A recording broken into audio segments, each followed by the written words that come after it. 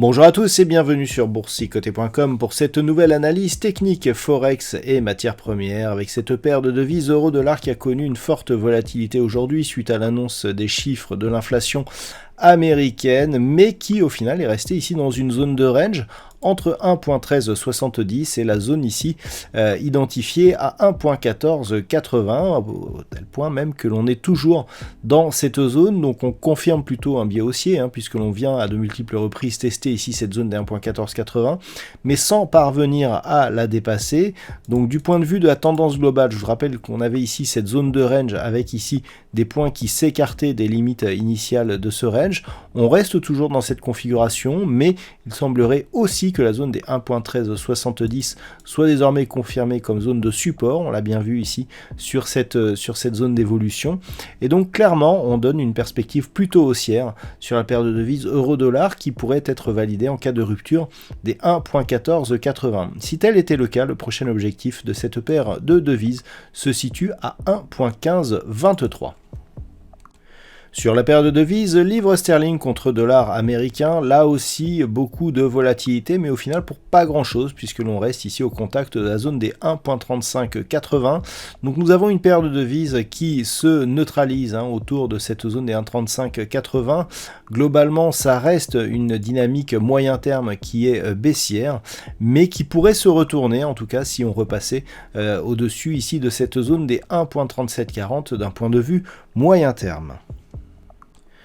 Sur l'or, nous avons une dynamique haussière qui est en train de se mettre en place malgré la forte volatilité que nous avons connue aujourd'hui. On peut remarquer ici que les cours sont venus chercher la moyenne mobile 20 exponentielle qui a agi comme support. Globalement, on reste ici au-dessus de la zone horizontale qui était déjà clairement identifiée à 1831,50, ce qui pourrait donc valider une possible reprise de la hausse du métal jaune. Qui plus est, nous savons qu'une inflation forte aux États-Unis favorise en général la hausse du métal jaune. Donc tant que les cours ici restent au-dessus de cette zone des 1831,50, c'est le biais haussier qui sera plutôt favorisé, avec comme objectif ici cette zone intermédiaire des 1855 $ l'once, avec un objectif donc à terme qui pourrait bien atteindre cette zone ici des 1865,70 $ l'once.